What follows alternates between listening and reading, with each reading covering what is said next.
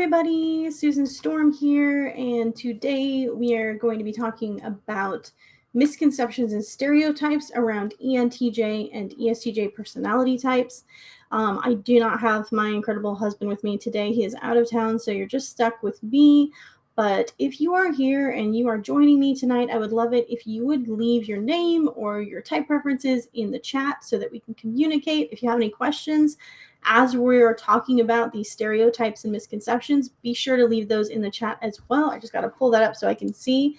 And I am looking forward to connecting with you. This is supposed to be an interactive process. So we're going to be talking about type, and I want you to feel like you are part of the conversation.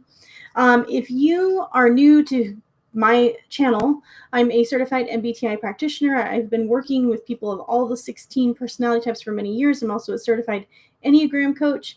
And so I'm also the founder of a website called psychologyjunkie.com, where you can read over 1,000 articles about those 16 personality types. If you're not sure of your type and you would like to find out, you can always book a session with me on my website. And I do type clarification sessions. I also do type coaching sessions. So if you're trying to get into what your cognitive functions are or anything like that, that's the place to go. But without further ado, let's go ahead and get into ENTJs, ESTJs, the misconceptions about these two types, and where they come from. Hi, Kale. I'm glad you're here. Just so you know, since I don't have Daniel with me today, I probably won't be texting responses to many of the chats, but I will try to address them as I'm speaking. But I'm glad you're here, Kale. It's nice to see a familiar face. So why did I start? So we're going to be starting a whole series about the types and the misconceptions and stereotypes around them. And one friend I had asked me, well, why are you starting with ENTJs and ESTJs? They're not very common. That's not a huge group of people. They're not usually the most invested in type from my experience. And the reason I wanted to start with these ETJ types is because they are the type I see vilified the most in the Myers-Briggs type community. They're the types I see getting stereotyped. Like if someone's ever bad or evil or domineering, people automatically tend to type them as ETJs. Villains are often automatically typed as ETJs in movies or in TV shows, even if they have a different personality type. So there's a lot of really negative stereotypes about ETJs, and I gotta get on my soapbox and speak up for them, because I will passionately defend any personality type that I feel is being unfairly criticized. It's just a thing that I feel compelled to do. So that's why I wanted to start with the ENTJs and ESTJs, because I feel like they get so much flack, and I wanted to address some of the misconceptions about them. Hi, Kate. I'm so happy you're here. It's so nice to see you here. All right, so let me go ahead and pull up the slides I made for today's presentation. All right, so misconceptions about ENTJs and ESTJs. I'm super excited that we have an INFP and an INTP here for this. So you'll have to let me know. And yes, Kale, I agree. I think people hugely misunderstand extroverted thinking types and vilify them a lot. So, and people do it to all 16 types. It's just, in my experience, the ones that I see vilified the most. And Kate, you'll have to let me know if any of this matches up with your ESTJ mom as well. All right, so I'm going to make the presentation a bit bigger. Well, now you can't see me at all. See, this is what happens when my husband isn't here. I'm like, wait, what am I supposed to do? Let's see. Okay, this looks better. If anyone has any trouble seeing anything, just let me know. All right, so let's start by just giving a brief overview of what ENTJs are like, and then we'll go into ESTJs. So ENTJs are very focused on accomplishment. They're very focused on getting to their goals as efficiently as possible. They tend to be very visionary people. Rather than past referencing, they tend to get an idea or an insight about the future, about something they want to achieve. Often they want to trailblaze a new path. And they're really good at strategically mapping out the best way to get there. On this slide, you can see just a list of adjectives that I would use to describe most ENTJs, particularly healthy ENTJs. They're generally very concerned with what's logical and what's fair. So that immediately, right away, a lot of the stereotypes you'll see about ENTJs and ESTJs is that they are not fair, that they're very power hungry and manipulative. But this really goes against a lot of the principles behind what extroverted thinking is about. Extroverted thinking is actually very concerned with fairness. That's one of the reasons that extroverted thinking types tend to enjoy standard operating procedures and rules that will be applied across the board to all people so that there's no room for emotional bias. So fairness is usually a really big deal to ENTJs and ESTJs. They're usually very organized. They like to take action. They tend to be very decisive people. They don't like to be stagnant. They don't like procrastination or laziness. They like to be constantly having forward momentum towards their goals. And they're generally very assertive people. But because ENTJs have introverted intuition as well, they also often have a philosophical side, an interest in understanding what's going on behind the scenes in life, what life's all about, why we're here. Interest in, I know several ENTJs who are really interested in philosophy. They read all the great philosophers. So there's a lot of depth to ENTJs as well. ESTJs are very pragmatic and grounded. These are people that you really want to have on your team when life is chaotic. They're good at making order out of chaos. And they're also good at reminding you what's worked before, of past precedent, of the wisdom that they've gained through their own life experiences. They're very logical. They're very grounded. They're really reliable. They take a great deal of pride in following through on what they say they're going to do, and they generally do a lot to take care of their communities. Every ESTJ I know is really involved in whether it's their neighborhoods or their churches or their volunteer efforts. They're usually very involved in some kind of community effort. They really believe in improving the lives of their homes, the places they're at, and whatever they can do where they're at to make life better for their communities. All right, so in order to understand how ENTJs and ESTJs think, I feel like you have to understand the core of their personality. So Jungian analyst and psychologist Dr. John Beebe, said that the dominant and inferior function of each personality type makes up the core of the personality, or another word was the spine of the personality, and he called this the core of self. So for ENTJs and ESTJs, they both have the same core, the same spine, and that is an extroverted thinking and an introverted feeling spine. So extroverted thinking is the dominant function of the ENTJ and ESTJ personality types. This is the part of them that wants to make life more efficient, fair, productive, organized. It's the part of them that is constantly conscious of all the moving parts and is really good with logistics and strategy. It's part of them that's good at keeping track of numbers, time, metrics. So this is the part that you're most likely to see. It's an extroverted function, so that means it's going to be more obvious on the outside. This is more likely to influence how they communicate. They're very direct, they're very decisive, and they are focused on problem solving. And I see a comment here from Kale. He says, I think TE is trying to externalize fairness by building and managing systems. I see it as trying to get infrastructural needs met. And I think that's a perfect description of it, Kale. Thank you so much for giving us that, because that's a great description. For extroverted thinking, it's less likely to show care through words of affirmation or a lot of validation.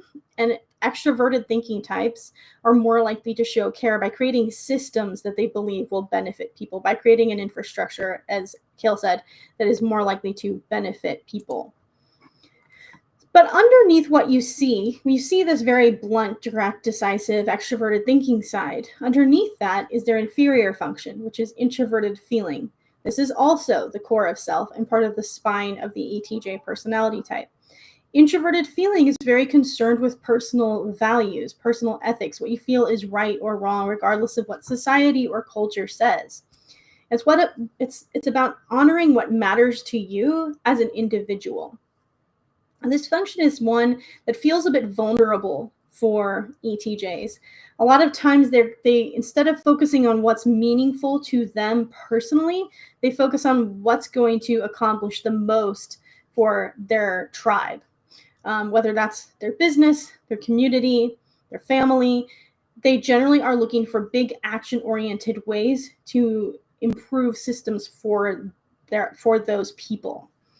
But underneath that, there's this more sensitive, introverted feeling function that is also a major part of who they are.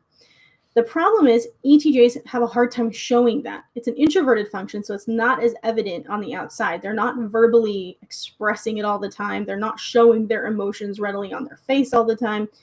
They're not talking about their values all the time. What's going to happen is they're more likely to translate their values into their actions. So they may not say, "Oh, I love you so much. How are you doing? Tell me about your feelings." Instead, they might provide a resource you need, or help you come up with a plan, or give you logical advice.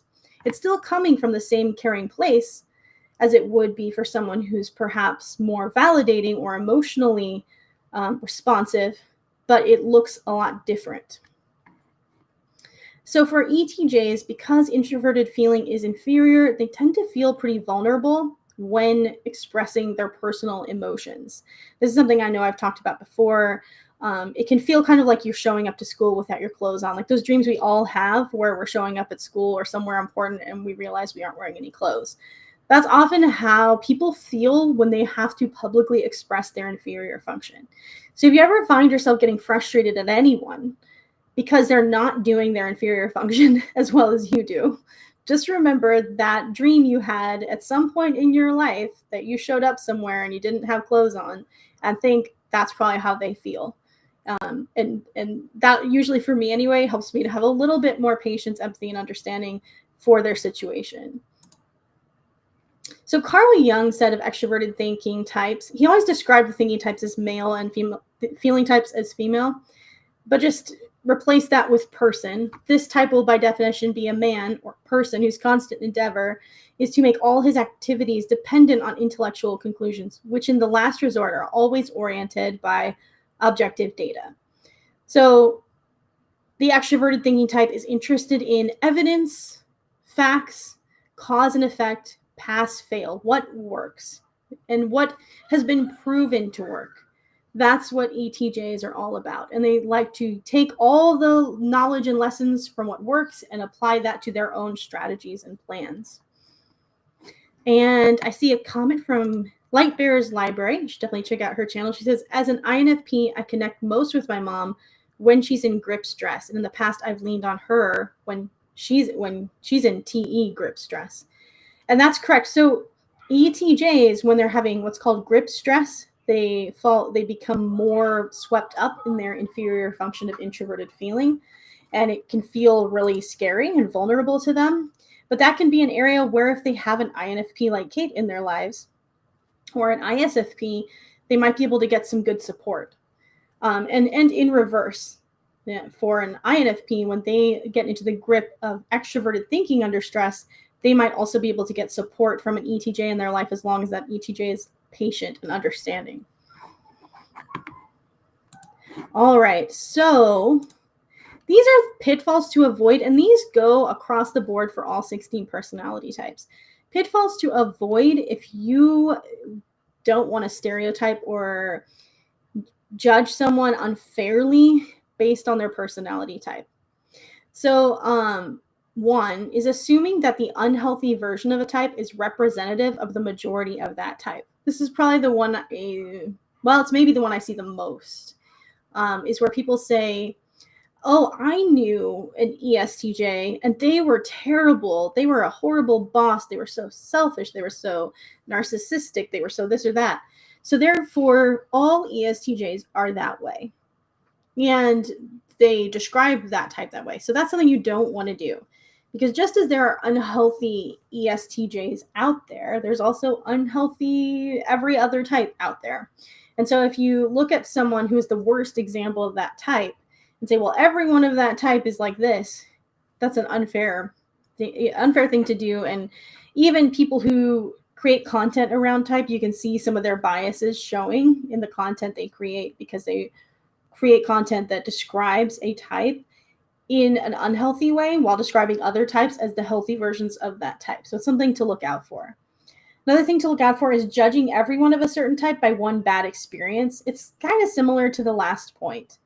And then learning seriously about type via memes and entertainment, humor-based content that relies on hyperbole or exaggeration.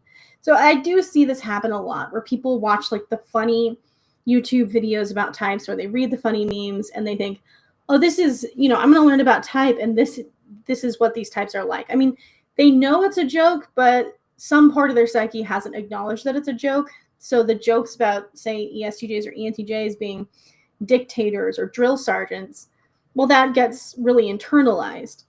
And so I have seen this happen a lot too, where people are really internalizing beliefs about types based on funny content that isn't really meant to be taken as gospel truth.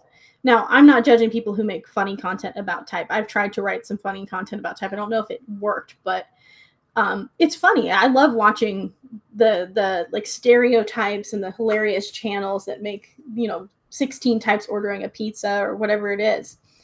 But we just want to make sure that we are not interpreting that as these types are exactly this exaggerated form.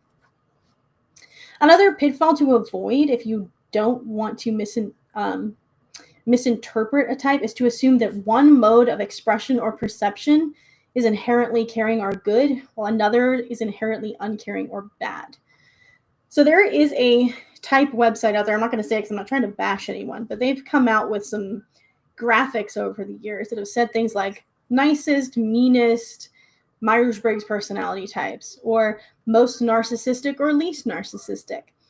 And, there's a major problem with that from an ethical perspective on type, because there are no good or bad types.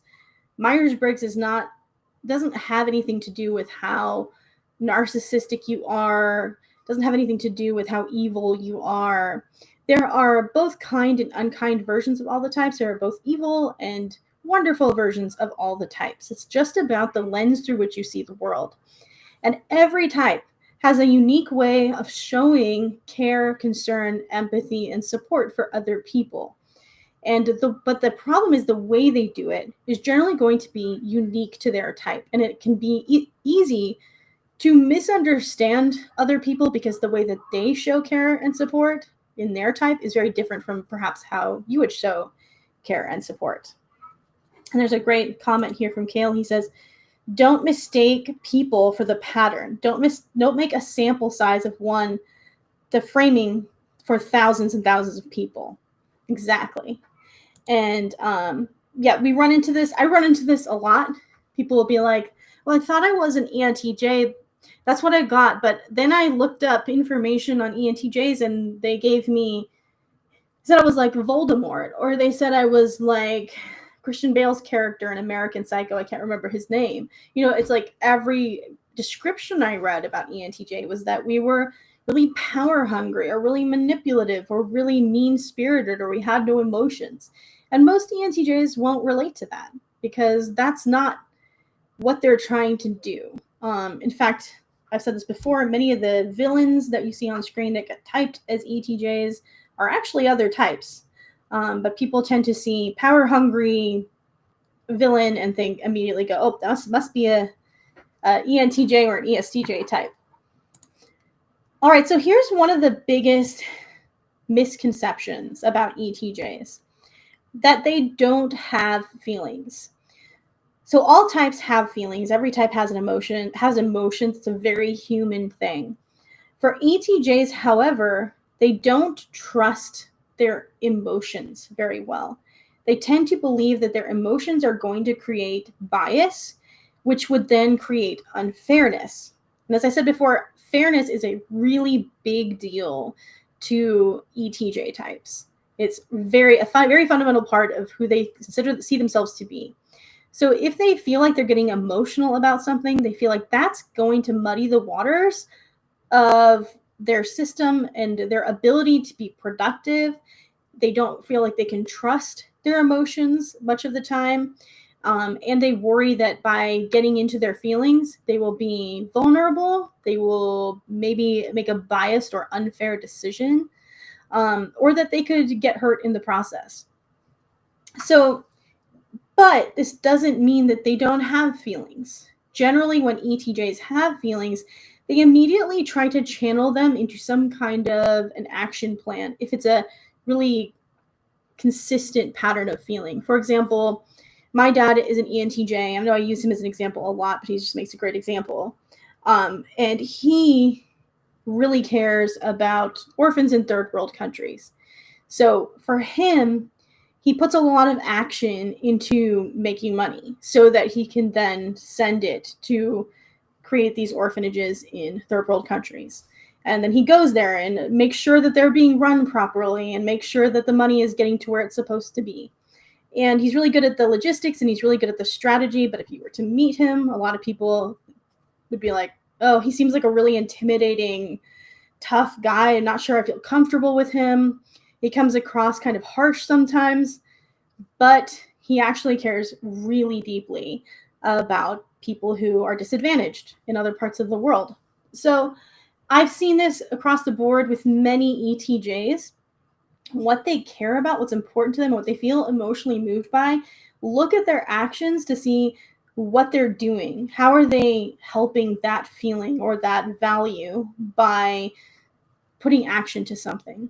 So I know an ESTJ who does a lot of, right now in what's happening in the United States, they're doing a lot of helping immigrants right now. They're making sure that they have a food donation center, and they're making sure that food is being delivered to children whose parents have been deported, or they're getting practical help to people who are in really tough situations. That's something that they feel really strongly about.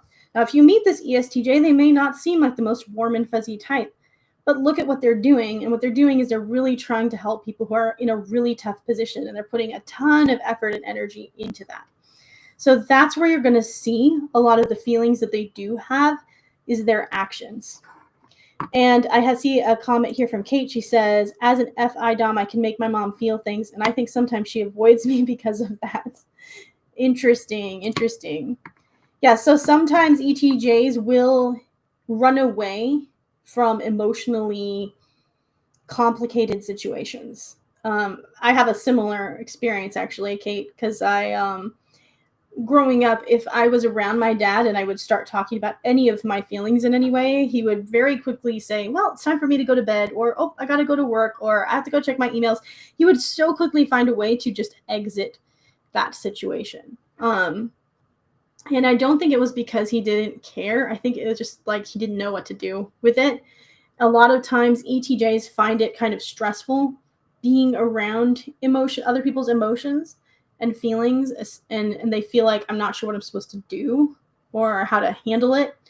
That's been my experience with ETJs and what I've heard from them a lot as well. Obviously, there's nuances. I've met ETJ parents out there who have worked on this and are much more comfortable with it than some other types, or than some other of their type. So these are some kind of rough memes to kind of exemplify what you'll see online, these misconceptions about ENTJs and ESTJs. So one of these says ENTJ, and he says, life is hard, right? Wrong. Life is easy. You suck. And then the other meme says, my mom is an ESTJ, and then it shows the two people hugging and kind of implying that, wow, it'd be pretty rough to have an ESTJ mom. So obviously, if you are dealing with an unhealthy ENTJ or ESTJ, then these memes would probably feel kind of validating to see. But is this how the average to healthy ETJ is going to be? Not necessarily. ETJs aren't the narcissistic, it's not that they do not care. Like I said, they care just as deeply as any other type is able to care, but they're going to channel that care into some kind of action, into some kind of game plan, more so than into validation and emotional expression. Another misconception about ETJs is that they're controlling for fun. So this is one that a lot of ETJs complain to me about. I was literally just talking to an ESTJ recently. I think it was yesterday. And they were saying that they don't wake up in the morning just thinking, I want to lead the world. I want to run the world. I want to tell people what to do. What happens is they go through life and they see situations being messy or chaotic or disorganized, and they think, okay, let me handle this. I can make this run more smoothly for everyone. And so they just tend to naturally gravitate towards responsibility in those settings. But it can look like to other people like they're just being bossy, or they're just being arrogant, or they're just a control freak. So this is one that I see a lot. I've had so many ETJs talk about this. They say they really like it when they don't have to take the lead, when they can have a chance to actually kick back and not have to be in charge all the time. That's actually feels pretty good for them. They just can't tolerate being in situations that are really poorly run. And I have an example of this. I know I'm not an ETJ, I'm an ITJ, but similar thought process. So I know an ETJ would be thinking the same way as me in the situation. This was like a few years back. We took our kids to a homeschool program. It was like every Monday, and it was a drop-off program. But you had to stay for this really long speech and set of rules at the beginning of the program. And it was the most disorganized, chaotic place I have ever been. It was people running around crazy. There was no plan. There was no system to how anything was done. The people running it always seemed in a bad mood because they didn't seem to, because there was just so much disorder and chaos everywhere. And so there was it was just very poorly run. And me and my ESTP husband would just sit there thinking, this is so painful to watch. If we could just take this program and just like organize it and get it streamlined and actually have some order and control and leadership here, everything would be better for everyone in this group. But we didn't do it because we didn't really feel like dealing with that, all the people involved. But this is how ETJs feel. They don't feel like, hey, I just want to be in control here because it's fun for me. They look at situations, and if the situation is chaotic and poorly managed, they think, let me put everyone out of their misery here and get this ball rolling in a more effective, organized, clear way. So for them, that's generally coming from a place of wanting to help out, wanting to make a difference. For me, I didn't want to help out enough that I was willing to organize this entire homeschool program. But, for ETJs, they're generally pretty good at being like, hey, this is a mess. Like, there's no plan, there's no system, there's no logic to how things are being done. I'm going to take the lead. And then I have a comment here from Kale. He says, one of my friends has ENTJ preferences. He says that he doesn't seek being in charge, but when he sees a management vacuum or gross incompetence, he gets anxious. And absolutely, yeah, it's literally physically painful, I think, for ETJs to be in situations where there's a lot of incompetence, laziness, and disorder. It just feels like nails on a chalkboard to them.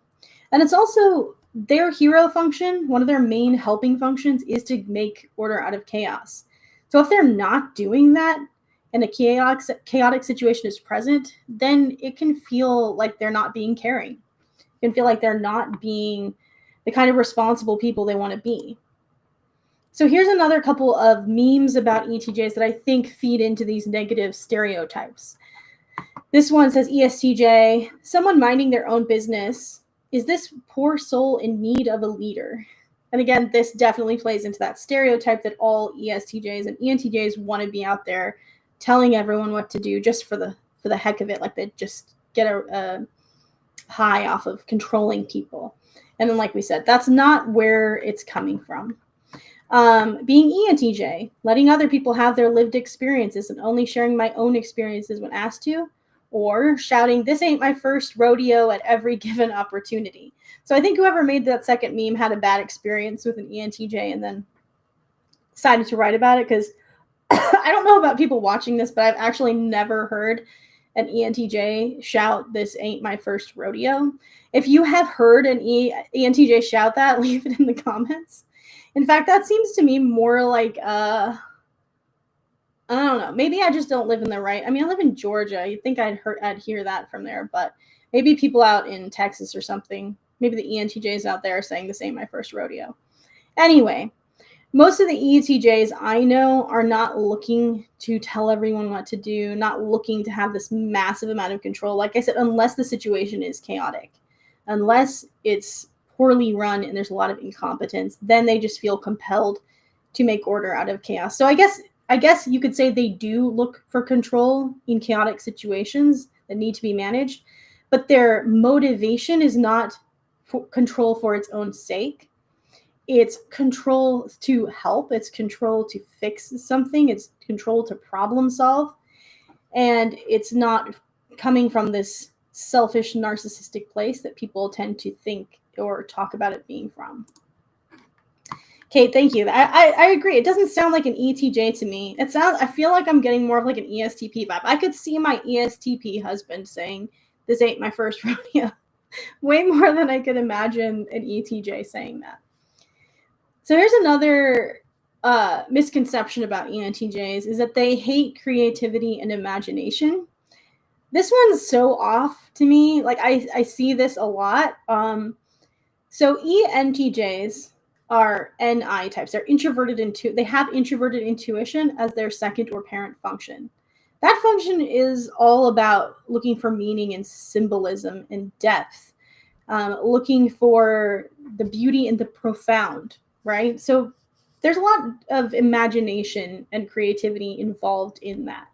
Now, they may not be out painting watercolors when watching the sunrise. I don't know, maybe you're an ETJ, you'll watch this at some point and be like, I do that every day. But they generally are very interested in meaning, symbolism, depth, anything profound. The ENTJs, I know a lot of them really like poetry. They really love art. Art's full of symbolism and profound meaning. So definitely not people out there that they're hating on creativity and imagination. And when it comes to ESTJs, a lot of the ESTJs I've known, well, they have tertiary extroverted intuition. So that means their child function is extroverted intuition, the same function that ENFPs and ENTPs lead with. And so when ESTJs aren't in work mode, they can actually have this really playful, creative side. I know a couple moms who are ESTJs who are really creative when it comes to sewing or hands-on crafts. I know an ESTJ dad who is really good at creating, I don't know how to describe those like model rockets that people can shoot off. He's really good at creating these, his unique model rockets, and he does them with teenagers. He works with teenagers making these model rockets. So there's a lot of creativity, like hands-on creativity that I've seen with ESTJs, and this interest in the profound and artistic and meaningful that I've seen with ENTJs. So the stereotype that they hate creativity and imagination is definitely an inaccurate one. However, there is a caveat. They do not like creativity that's leading nowhere in a make or break situation or in a work situation. So say there's a lot of work to do and everyone's like, let's have a brainstorming session in the middle of it all. A lot of times they're going to be like, okay, but we just need to stick to the plan and get things done, or we need to make forward momentum. A brainstorming session is fine, but let's actually do something quickly with the ideas we're creating rather than just get stuck in ideation. So when you are dealing with an ETJ who is in work mode and they're trying to close a loop, that's not really the time to get creative, because they're going to be wanting to check that box. But when they're not in work mode, they generally are very open to creative expression and are interested in that. Shanti, I'm glad you're here. I'm not sure if it's Shanti or if I'm pronouncing that correct, but I'm glad you're here. And you said you're not an ENTJ, but you've said that. So that's interesting. I can't remember if you said you were INFJ or ENFJ. Hopefully it's not a totally different type. And Kate says, my mom, an ESTJ, dreams of doing lots of creative hands-on things like furniture upcycling, but she usually doesn't get around to it because she's working most of the time. And that's one of the struggles I think that a lot of ETJs face, is that they actually do have a lot of personal interests and meaningful things they'd love to explore, but it's very easy for them to get trapped in constant work mode. And so all the creative, personally meaningful things that would bring them joy tend to get put on the back burner sometimes because they feel like, oh, there's one more box I have to check. There's one more thing I have to do. And it's hard for them to get off that treadmill and actually do the creative stuff that would really make them happy. So that's why it's so important for ETJs to integrate their inferior function of introverted feeling, because that's the part of them that's going to remind them what's personally meaningful to them and going to prioritize those things that provide personal joy outside of an outcome or a sense of productivity. So this is another negative meme, and it did make me laugh, I have to admit, but it's again playing into those really negative stereotypes that are not fair to ENTJs. It says ENTJ dies and arrives to hell, and Satan says, "Well, I just want to say that I'm a huge fan." So this is supposed to imply basically that ENTJs are evil, which there's a lot of negative stereotypes implying that ENTJs are evil. And again, there's a lot of people who profile movie characters and TV show characters, and they name all the villains as ETJs. So that definitely doesn't help things. But one thing I want to go back to is that ETJs, average to healthy ETJs, are very concerned with fairness. That's a big part of extroverted thinking. And they also have that introverted feeling core, which generally has very strong personal values that they display through their actions. Thank you, Shante. Okay, thank you. I'll try to remember that for the next time I see you. All right, so another misconception about ETJs is that people say they don't care how other people feel. So I wrote here they do care, but they prioritize effectiveness first. Many ETJs assume that clarity, direction, resourcefulness, and competence are forms of care. Emotional nuance may come later, especially as they mature, but it's not absent. So for every personality type has a caring function. And we went over this, I think this was like a month ago. I did a stream that was how the 16 types show they care. But for ETJs, there's a couple ways they show they care. One is through for troubleshooting, fixing problems, problem solving. It's organizing chaos to make life easier and smoother for other people. It's empowering people to go after their goals and helping them with the strategy and logistics related to that. It's action. It's getting things done so that people are helped and taken care of. That's often how ETJs will show they care, but they're less likely to show it through a lot of verbal or emotional effusiveness. And that is where a lot of the misconceptions, stereotypes, and misunderstandings about them come from. So here, I'm going to show, on the one side, I show extroverted feeling, or FE. And the person's comforting another person. They say, it's okay, let it all out. Extroverted feeling is often really good at comforting. It's really good at that emotional validation and connection. Introverted feeling is also really good at that. And then on the other side, I show an extroverted thinking type comforting. And they say, logically, there's a way to avoid this problem. And a lot of times when people are having a rough time, they don't necessarily want someone to come at them with logic. And the funny thing is, even thinking types don't necessarily want people to solve problems with logic. I did a survey 2 or 3 years ago, and I asked all the personality types, what's the best way for you to receive care or comfort? And then I asked I gave them a whole host of options, and I asked which way is the least effective. What is it that you do not want when you're really stressed out from a loved one? And literally across the board, all 16 types said they don't want advice. So I thought that was really interesting because I knew that thinking types, we tend to give advice as a way to try to help when someone's having a hard time. But I thought it was interesting that both thinking and feeling types didn't really like receiving advice when they're stressed. So I think that was for me a big learning experience doing that survey. I don't remember. I think I had over 2,000 responses. And I was like, okay, so nobody really just wants someone jumping in with advice when they're having a hard time. But it's really hard for extroverted thinking to not jump in there and say, well, here's how to avoid this. For an extroverted thinking type, if they see a solution to the problem that's making you sad, they're going to try to jump to the solution because to them that feels like the most caring thing to do. Hugging and comforting can feel like avoiding the problem. It can feel not caring to them. Instead, they're more likely to say, well, let's come up with a plan so that you don't end up in the situation again. And extroverted thinking, another really important thing to know about it is that it tends to think out loud.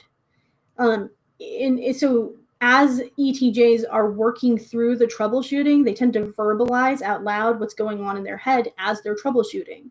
And in the process, that can feel like someone's kind of deconstructing your problem and looking for the flaws and the things that need to be fixed. And in the process, that can look like to another person, like the ETJ is just picking you apart and seeing all the mistakes, right? Because extroverted thinking is really good at seeing what went wrong or where the error is in the system and how it needs to be fixed. It's really good at critical analysis.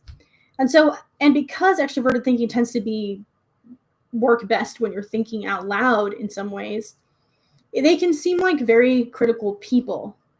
But the point is to look at the heart of the matter. Are they actually trying to tear someone down? Generally, that's not the case. In fact, many times when they're doing their extroverted thinking thing, it's because they genuinely want to help the other person. And that's their way of helping. Their hero function is this extroverted thinking function, which is really good at finding the problems, finding the flaws, and troubleshooting and fixing. But it can just look like to other people like fault finding or giving unsolicited advice. So one thing that is often really difficult for extroverted thinking types, especially women who are extroverted thinking types, I've heard from a lot of ETJ women that they felt growing up like there was always something wrong with them because women have this kind of cultural or societal pressure to always appear more like feeling types. And so there's been a lot of ETJ women who I've talked to have felt like, man, I always felt like everything I said, everything I did was wrong. And it's because they were trying to be more like this FE picture, and their TE selves was taken as being arrogant, difficult, domineering, things that they didn't really, that's not the heart of what they were trying to do. And then I see, John, you're here. Hi, welcome, John, ISTJ. Glad you're here. He said, all I've got is giving advice. Emotions, they get lost for me in an alexithmic fog. I don't know if I pronounced that right. I will have to look up what alexithmic means. And then Shantae says, I really appreciate understanding that T-DOMs are helping and showing love when they do this. And I think that's what's so important. What I love so much about type is that we can look at people and the way they do things, and we can interpret it as they're doing this from some bad motivation, or they're just doing this because that's the way they're wired. And as we understand the types, we can see that more of the heart of where things are coming from. And for these TJ types, when they are doing the logical part, the advice giving, the planning, the troubleshooting, that generally is coming from a place of care and concern. It's coming from the same places where the feeling types are coming from, but they don't know what to do with that big emotion that's coming up from inside. If they're feeling a big emotion of caring about someone's troubles, they're immediately going to channel that into extroverted thinking. Oh, well, how can I solve this for you? All right, so here's another misconception about ETJs, that they always think they're right. Now, this kind of ties into what I was just saying. They tend to think out loud, and they move very quickly from gathering data to forming conclusions. And one of the pitfalls is it can be easy sometimes for ETJs to jump to conclusions because their dominant function is a judging function.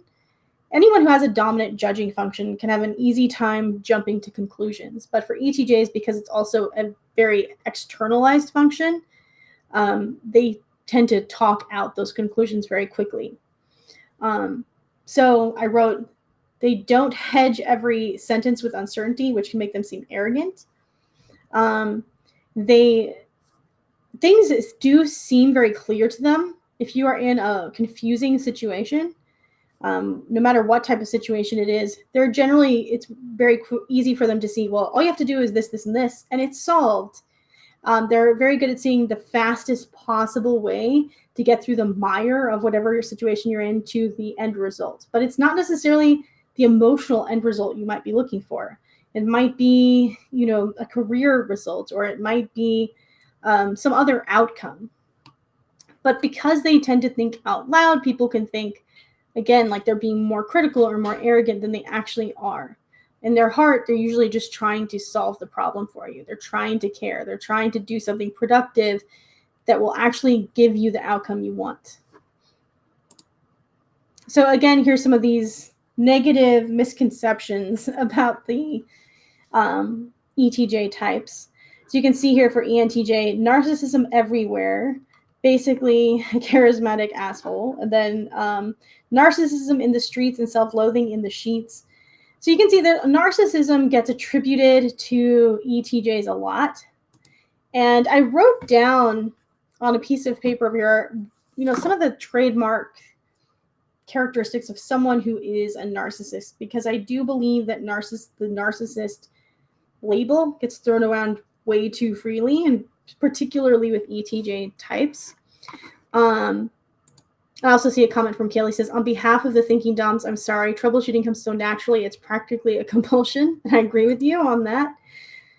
So this is what, if you're dealing with a narcissistic person, this is what you're going to be dealing with. I'm going to grab my notebook. Exaggerated self-image, constant praise-seeking, limited empathy, entitlement, manipulative behaviors, envy or superiority, sensitivity to criticism, defensiveness, fragility, and aggressive maliciousness. So I'm just going to say right now, none of those things are purely a type-related characteristic. These things do not describe a normal or healthy ESTJ or an ENTJ. In fact, some of these things would be really different from what you'd see in a normal to healthy ENTJ or ESTJ. Like, hang on, something just...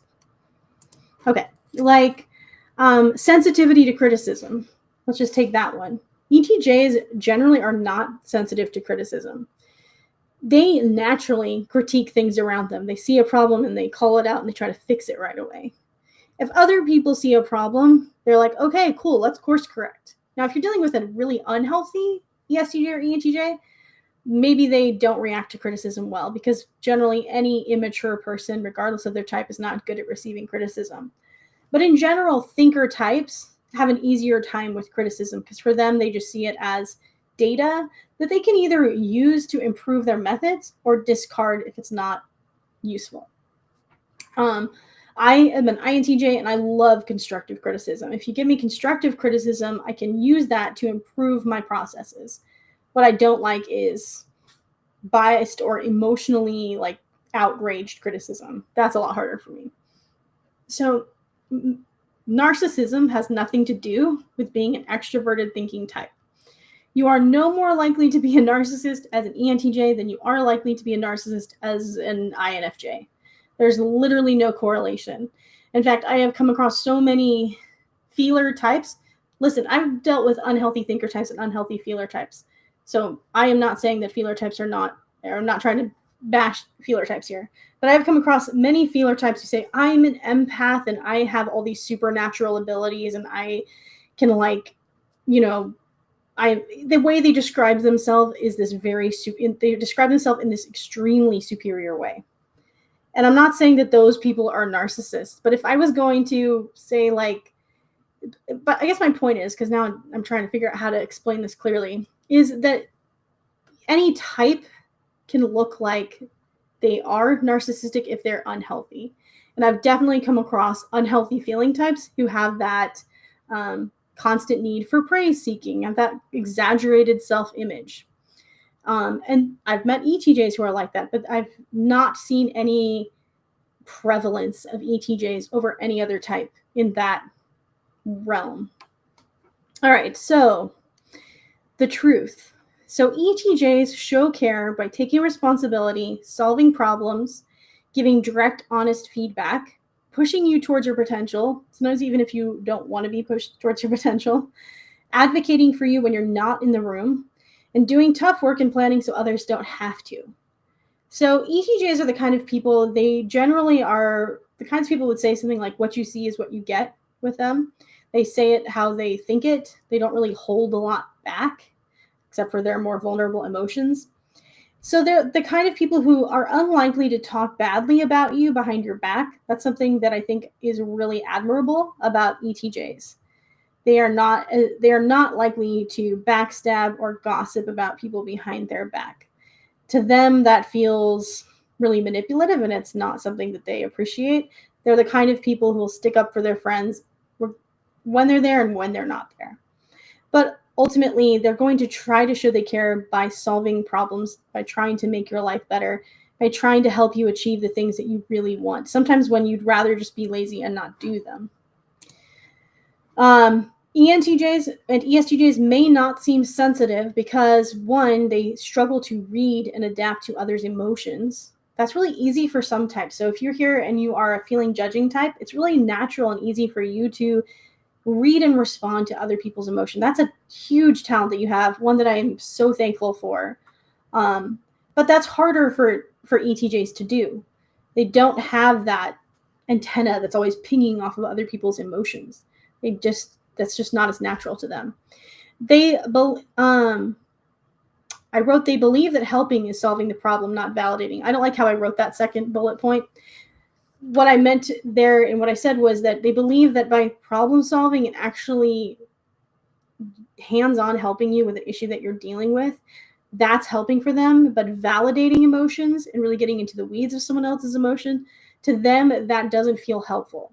It doesn't feel caring to them. It feels like a really uncomfortable situation where they're robotically trying to remember what is it that people want to hear when they're upset.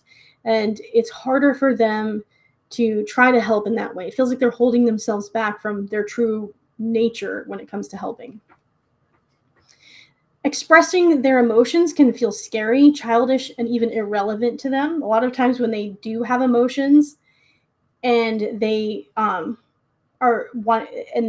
someone wants them to express them, it again goes back to that dream about showing up at school without your clothes on. It can feel really vulnerable, scary, and overwhelming to them. They can also feel like, well, why would I want to burden this other person with my feelings? They don't go through life assuming that other people want to hear their feelings. That's one thing that I've had to work on as an INTJ, and I've talked to other ETJs about this, and they feel the same way, is that certain types actually believe that other people want to hear their feelings. That comes naturally for them to think that sharing of emotions is something that they want to hear. And so since they want to hear it, of course, other people do too. TJs tend to not feel that way. A lot of times they don't realize that other people actually want to hear how they're feeling. It took me a long time in my marriage. My husband would keep saying, well, you don't ever tell me how you're feeling. And I was like, well, I didn't know you wanted to hear how I was feeling. I don't go into relationships assuming people want to know how I'm feeling about things. So, and it can feel irrelevant. Usually I feel like, well, don't you want me to help fix this problem? Why do you care about my feelings? And by talking about my feelings, and other ETJs I know feel the same way. It's like by talking about your feelings, you kind of feel like you're being a hassle, or maybe you're bothering someone, or maybe you're being childish. And so you generally don't feel that comfort with sharing your feelings that, say, a feeling type would feel with that. So that's just something to keep in mind. If you're a feeling type and you're in a relationship with an ETJ, they may not be sharing their feelings because they don't even know you are interested in hearing their feelings. Or if you are interested in their feelings and they are hesitant, it's because they feel vulnerable.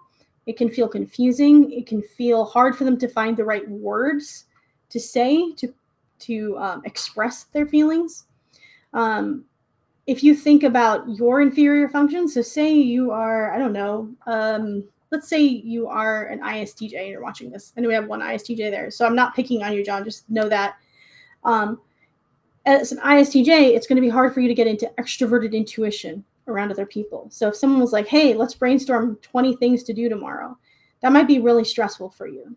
In the same way, for ETJs, asking them to express their deeper feelings might feel really stressful for them. They might not really know. They might have some image in their head or some vague feeling that they have no words for with which to express them. ETJs tend to show love through actions more than words.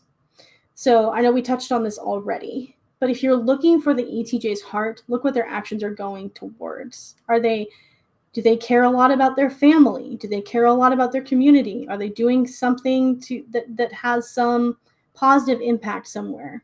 Generally, a lot of the heart that they have goes into their work. So look at their work and look for ways that it might be helping others. ETJs problem solve out loud in real time. Therefore, if you're part of the problem, you'll probably hear about it. So that's another thing. One of the reasons that ETJs may seem insensitive is because as they're mentally problem solving and as the problem solving is coming out of their mouth at the same time, if you are creating your own problem or if your decisions have led to the situation you're in, you're probably going to hear them say it as they're thinking. Now, there may not be any venom behind what they're saying, but it's probably going to come out. And that's where, again, some of that, the seeming insensitivity can show up. So, but again, you have to look at the heart. ETJ types, even though they express themselves in this very blunt way, often have very tender hearts. It's just, you're going to see that again more through action. It might be harder to see it on the surface. So I have a couple fictional characters here who I think are ETJs. If you've watched Peaky Blinders, I think Tommy Shelby is an ENTJ, and my friend, a psychologist and MBTI practitioner, also agrees with me on this. And he says one of his famous lines from the show is, "I think, Arthur, that's what I do. I think so that you don't have to." And that's a lot of times, if you are a thinking dominant type, even if you're an INTP like Kale, you probably relate to this.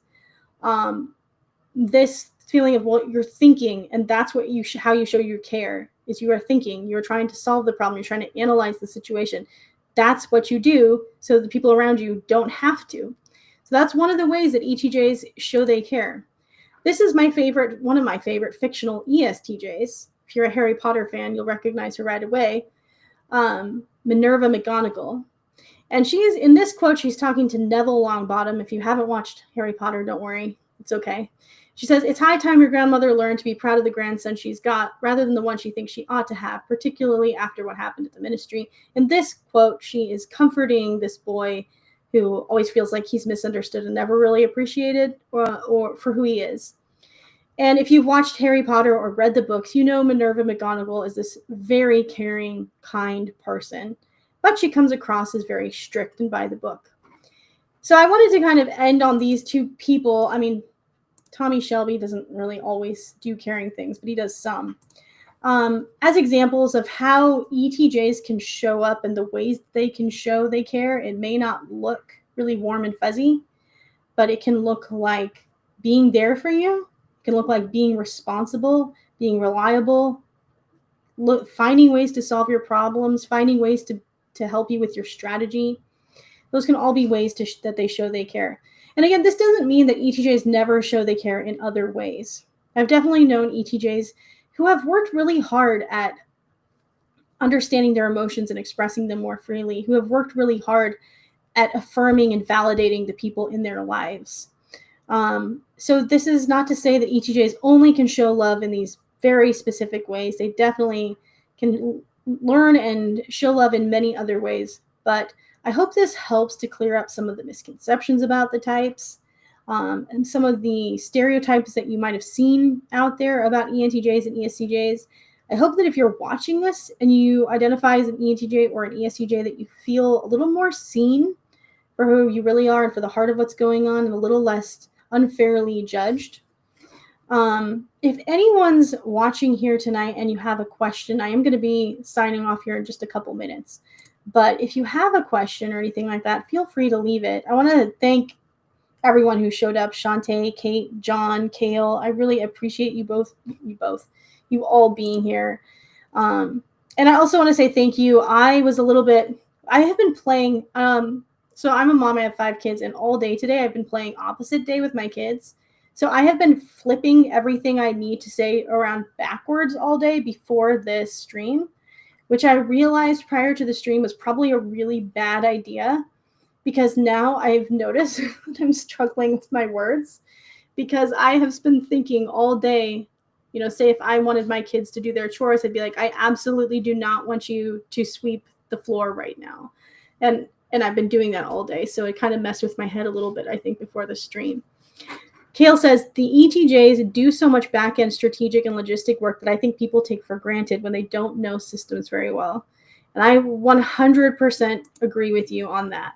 ETJs, if you look at the systems they create and the strategies they create, it's a lot of where you'll see their heart. And it can be really frustrating for them when they do all this work and then people just judge them for not saying the validating thing, or not expressing themselves really maybe as affectionately or tenderly as the other person wanted. Now, that's something that all TJs need to work on. So I'm a TJ. I have to work on expressing more positive affirmations. I have a really easy time of it with my kids because I just am naturally very motherly with them. But to other people in my life, I really have to remind myself to say the affirming thing, to say the validating thing, to say the kind thoughts I have towards them, because it can be really easy for them to just get stuck inside. So I'm not saying TJs should just be allowed to not ever be verbally demonstrative or affirming. And then Kate says, my mom is a really great gift giver, very thoughtful, ESTJ. And I think that I've seen that a lot, actually, with ETJs. I feel like when it comes to gift giving, they really get into their introverted feeling about it and try to think of what would be really important to this person. And then I see Nobody says, as an INTJ, I often ask my ENTJ brother for social emotional advice and understanding. That is so interesting. I would love to hear more about that. That's really, really interesting. Thank you for showing up here, Nobody. I feel weird saying thank you for being here, Nobody, but thank you for being here and for chiming in with that. I would love to hear more about that dynamic. Thank you so much for being here, everyone. We will be here again next week to talk about misconceptions about the feeling dominant types, the EFJs. So that's going to be exciting. If you feel like being a part of that, we would love to have you here for that stream as well. I would love to have you here in the chat. Thanks again, everyone, for coming. I'm going to go get my kids to bed now, but I really appreciate it. It was a lot of fun. And if you want these slides that I post every week, I do have a Patreon account. I will try to put a link for that in the description. And if you join the Patreon account, then you can access those PDF packs that I create every week.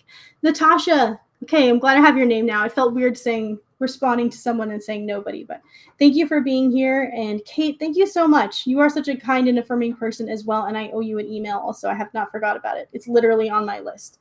So thanks, everyone. I really appreciate you all being here. Thanks, Charisse, for showing up. Even if you are late, don't worry. You can rewatch the stream. It's going to stay here on this channel. So you didn't miss the conversation. I hope you all have a great night, and I will see you next week. Bye, everybody.